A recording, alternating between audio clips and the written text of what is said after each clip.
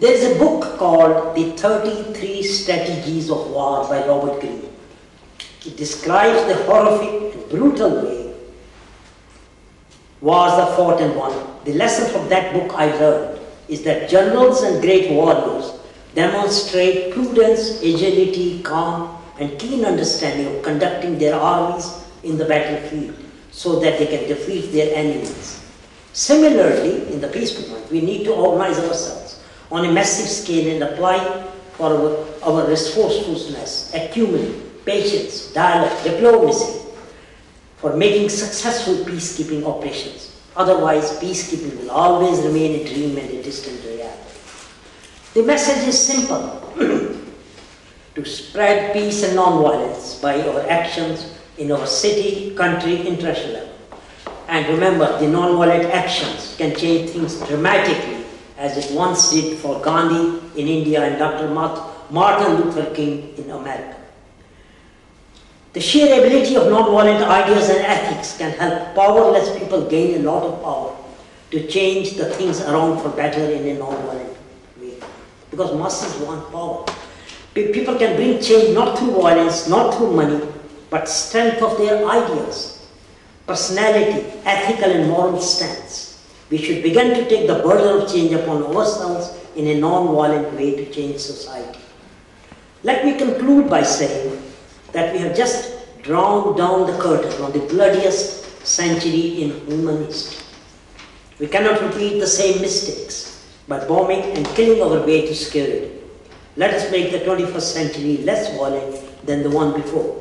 And I have outlined some of the innovative ways and tools to achieve building in an unstable world. Thank you for listening.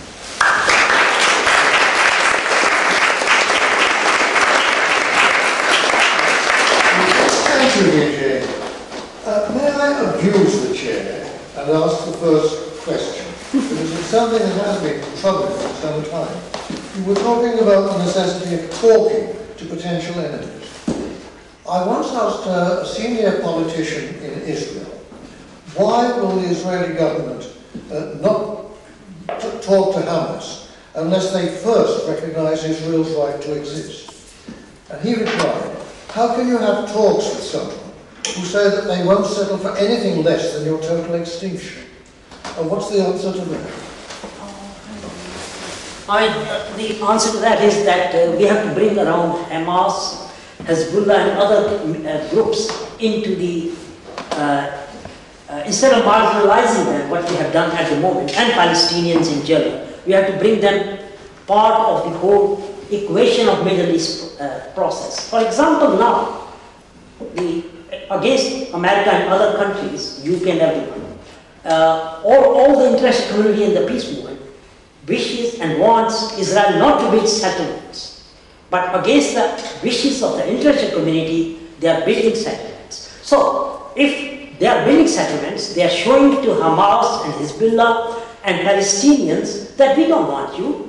We can do what we like because we have got the planes, the weapons, and we can extinguish you as what they did last year in December. So my answer is, whatever happens, you can bring them into the equation, into the fold now or 30 years time, because it has not been done 60 years and nothing has happened. I think the Northern Ireland peace process shows a great thing here, because the people in Northern Ireland were fed up with violence. And you know what? A little girl wrote to a newspaper, because the newspaper asked children what would they like to see in the future in Ireland or Northern Ireland. And she wrote, I would like to come home in a day not knowing which part of Ireland or which part of Belfast or wherever they are going to bomb tonight.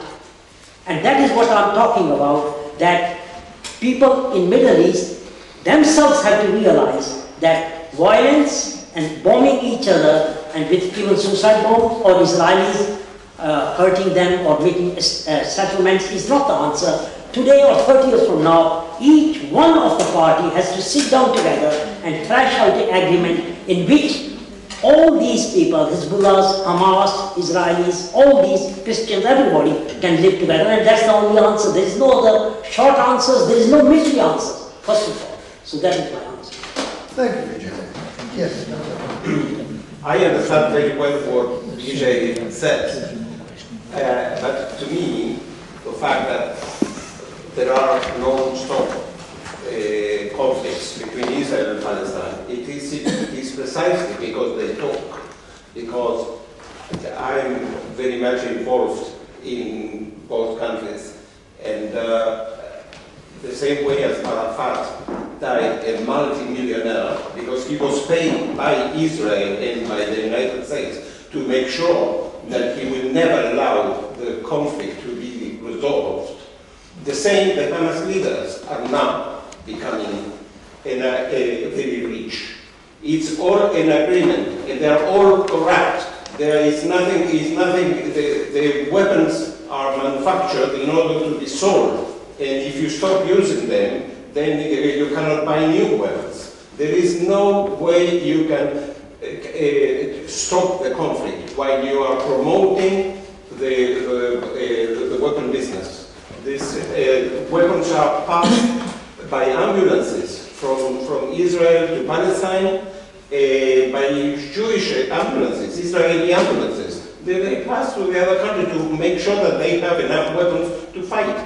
The bombs they use, they make the bombs, the suicide bombers and other bombs, they are made with manuals that we give them. The manuals are printed in English.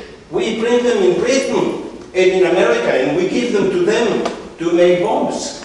And what Hamas people say, I know the CIA work and MI6, I know what they are doing there. I know how they are telling the Israelis to say one thing and to say the Hamas to say another, to create the conflict. They converse all the time. And unless you know this reality, you'll never be able to do anything. You said in the beginning, you're happy to be among peacemakers. No, but let me just say something. The whole world is a peace seeker. If you stop millions of people in any country of the world, ask them, do you like wars? Everybody says no. But we have to have war because of a small minority of people who live out of wars. That is all. That is the problem we're facing. I think this is a major question here. My question is this. For one brief moment, a week or so ago, it looked as though the Americans were going to get tough with Israel. Is it not time that America and all the other countries came together and operated a boycott on Israel? Because unless that happens, there's never going to be any talks at all. Well, it's a little difficult, I suspect, to force someone to go into talks which they don't want to have. Apartheid? South Africa? That wasn't the only answer, Tony. And we mustn't go into the history of it. I take your point. Vijay, do you want to add anything? No, I think on the brevity of the time, and Jeremy's here, so let Jeremy. Yes, well, thank you very much, Vijay.